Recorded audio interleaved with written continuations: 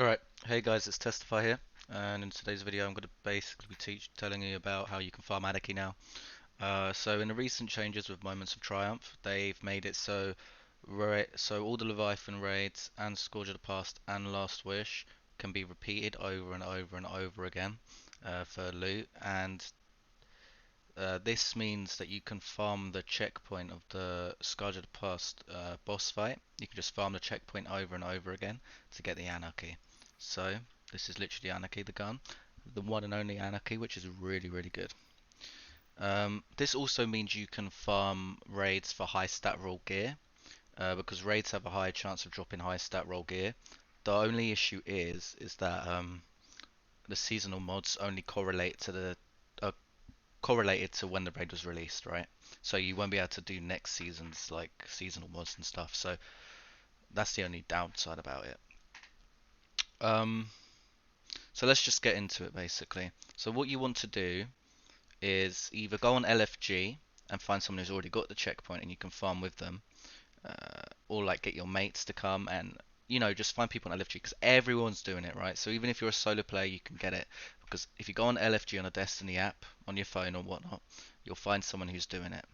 Um, if you can't find anyone with the checkpoint, all you've got to do is do the whole raid up to the checkpoint and then wipe on the encounter, switch to another character, and then do it on that character, or you wipe on that character to put the checkpoint on that character. So to get the checkpoint, you have to wipe basically on that encounter. So once you've got the checkpoint, all you're gonna do is do the boss, kill the boss, go to the chest, see if you get it. If you haven't got it, you switch your character. You then make everyone join onto you. You load into the raid again. You will then be at the boss, but then you switch your character back to the other one so you still have the checkpoint on that character. Now I'm going to go through some tips on how to complete the raid. It's voice crack. The raid. It's pretty simple. The boss fight. So let me just. I've got a graph to help you. All right. So if we look at this, right? So let me get it. Let me get it up on my screen. Right.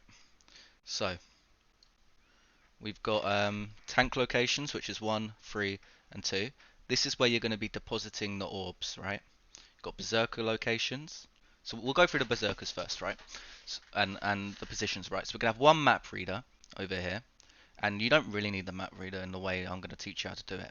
And you're gonna have two people running, and then the rest of the people is either gonna be one defending the map and then two like around like the buildings in these areas to kill the snipers off and whatnot. Right. So two people are going to be runners, okay? And on this map, it's going to show where the berserker will be. The berserker will either be bottom left, left middle, top middle, top right, or bottom right. The map caller will tell you where it is. Both the runners will go to it. So let's say it's left middle.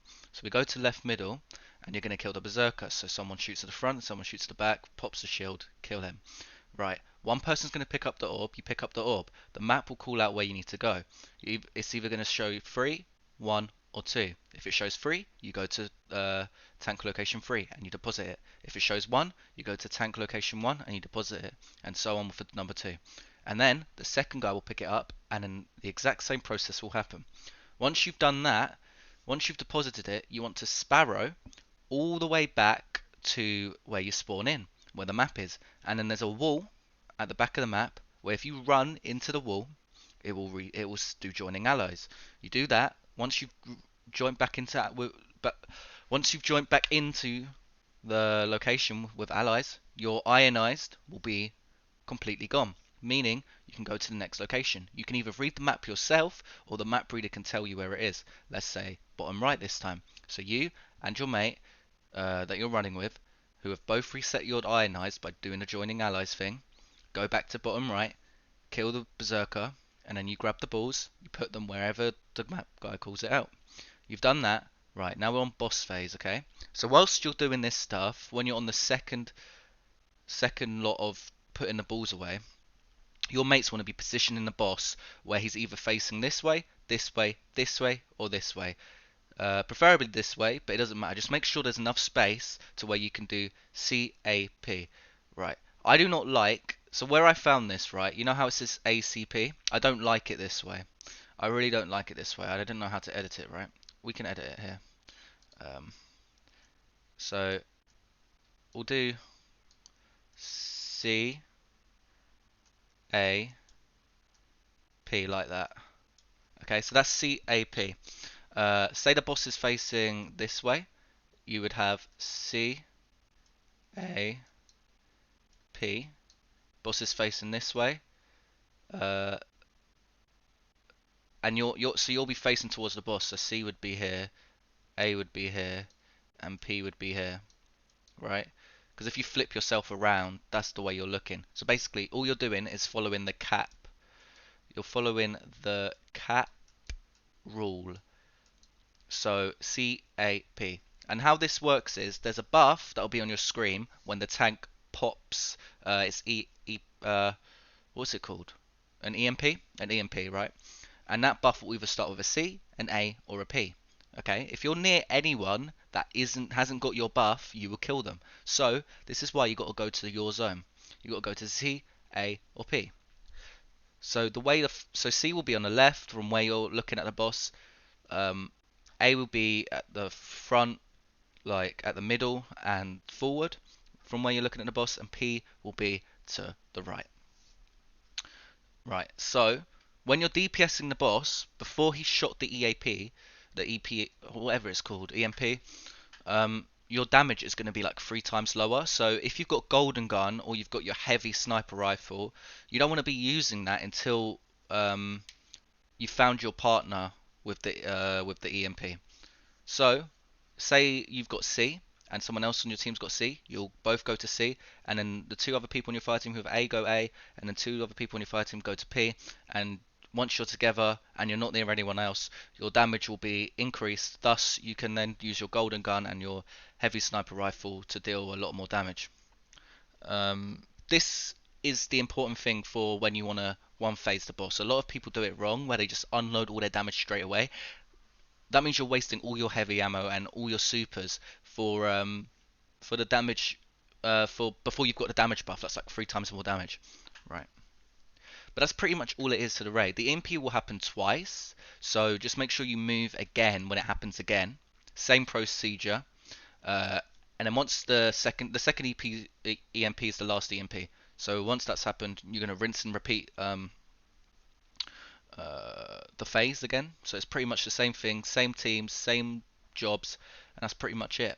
And then once you finish the boss, you're literally gonna leave the fire team, switch your character, load in with your team. Make sure you're promoted to leader before you load in, otherwise you'll lose your checkpoint. Make sure you're promoted, otherwise that will fuck everything up. Anyway, guys, happy anarchy farming. It's pretty simple. You'll average get it within your first 10 tries, I'd assume. So that will only take like an hour max, and you've got your anarchy. Anyway, guys, thanks for watching. I'll have a Solo Prophecy video of me completing it on stream out in a few days, and you'll be able to see that. It was a pretty scuffed attempt. It could have been a lot better, but it was pretty scuffed. Anyway, hope you enjoyed the video. There's my Twitch below, my Twitter below, my Instagram below. You can stay in contact with me. You can watch my stream, see me live. When I'm live, my videos are a lot less scuffed. Like when I'm recording, I get really nervous and I'm going all the time, which is pretty normal for someone new to YouTube and whatnot. But on my stream, I'm a lot more lively because I've been streaming stuff like League of Legends a lot, and like I know how to talk to the chat and whatnot. But if you want to enjoy watching me live, where I want I want open-minded people really in my chat who can see all sides of views and all sorts of different ways things can be. They're not just stuck to one thing. Hopefully, go to my channel. I don't know why I'm rambling on, but yeah, you can just check it in the description. Anyway, in a bit.